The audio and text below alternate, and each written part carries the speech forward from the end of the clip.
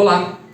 Hoje nós vamos falar sobre um documento que a Fiesp enviou para os candidatos à presidência da República, defendendo a tributação da distribuição de lucro pelas empresas. Eu sou Daniel Branco, sócio da Branco Advogados, e vou tratar desse tema hoje com vocês. Recentemente, a Fiesp enviou para os candidatos à presidência da República um documento defendendo dois temas muito importantes que estão em voga na questão da reforma tributária. Um deles é a defesa da tributação dos lucros distribuídos pelas empresas e outro é a revisão da tributação sobre consumo, que hoje em dia é muito complexa e distribuída entre todos os estados da federação, o que causa muita discussão entre as empresas e até entre profissionais da área para entender qual é a melhor forma de atender a legislação e poder cumprir todas as regras que existem hoje em dia. Com relação à distribuição de lucros, ainda o documento que foi enviado não traz muitos detalhes exatamente sobre como vai ser essa tributação. Pelo que a gente tem uma certa noção, a princípio a tributação desses dividendos vai ficar em torno de 15%, mas não há em nenhum local indicando como é que vai ser reduzida a carga fiscal das empresas que agora vão ter que pagar imposto quando efetuarem o pagamento de dividendos para os seus sócios. Até a base de 15% pode ser verificada em muitos tratados contra a dupla tributação que o Brasil realizou com vários países do mundo, onde na maioria desses tratados existe exatamente esse limite de 15%, ou seja, qualquer pagamento feito de uma empresa brasileira para um sócio em um país estrangeiro, a tributação desses dividendos vai ficar limitada a 15%. Se não estou enganado, a única exceção é o Japão, que no Tratado do Japão acho que essa tributação está limitada a 10%. Então, a princípio, a tributação base sobre a distribuição de dividendos seria de 15%, só que não foi apresentado exatamente um número, uma alíquota específica de quanto vai ser reduzida a tributação do lucro das empresas, que hoje, na verdade, é bastante elevado por conta da opção que foi feita lá atrás, praticamente no início do Plano Real, onde, devido à dificuldade que existia para a fiscalização das empresas, optou-se por adotar a medida de fazer o seguinte: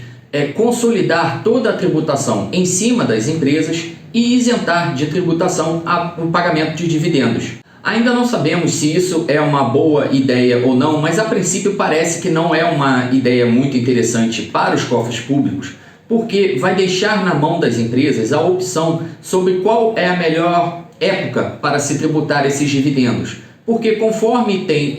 o plano como está sendo delimitado, é de que esses dividendos só sejam tributados quando eles forem efetivamente pagos. E uma coisa que acontecia muito no passado era exatamente que as empresas acumulavam lucros e lucros dentro da empresa exatamente para evitar o pagamento do imposto sobre dividendos. Durante o governo Trump, muitas multinacionais que tinham sede nos Estados Unidos acabavam deixando rios e rios de dólares no exterior, na Europa, na China, até mesmo no Brasil, porque trazer os dividendos para os Estados Unidos obrigava essas empresas a pagar imposto.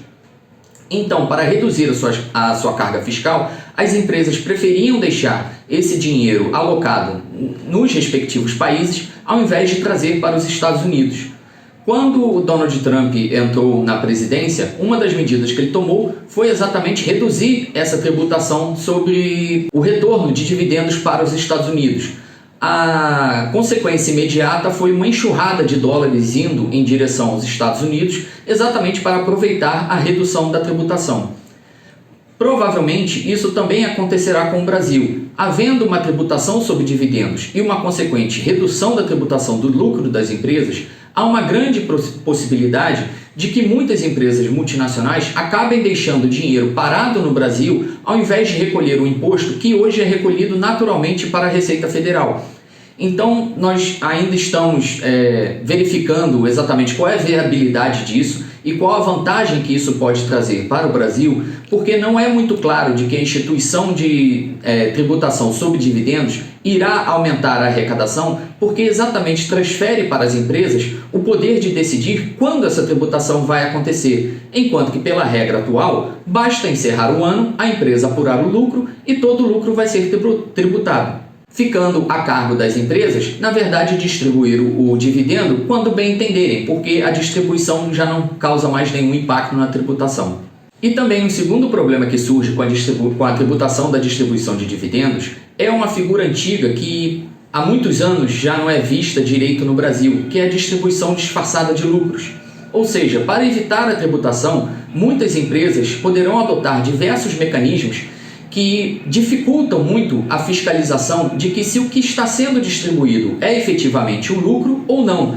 Ou seja, criando uma carga enorme de trabalho a ser desenvolvido pelos fiscais da Receita Federal e talvez criando novas dificuldades e novas regras para as empresas saberem se o que elas estão fazendo se constitui numa distribuição disfarçada de lucros ou não. A outra proposta da Fiesp é sobre a revisão da tributação sobre o consumo, que hoje ela acontece basicamente pelo ICMS, que está distribuído entre os 26 estados e o Distrito Federal.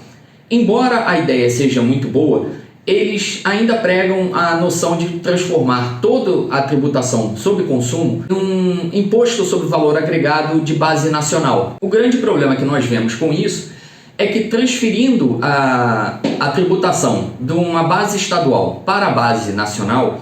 irá causar muito desconforto para os estados, porque eles vão perder imediatamente o controle sobre o caixa e a arrecadação que eles têm. Ou seja, hoje em dia, cada estado tem prerrogativa de estabelecer a norma que ele bem entender sobre o ICMS do seu estado e assim conseguir controlar a sua arrecadação e até a concessão de benefícios fiscais. Uma vez que isso passe para o âmbito nacional,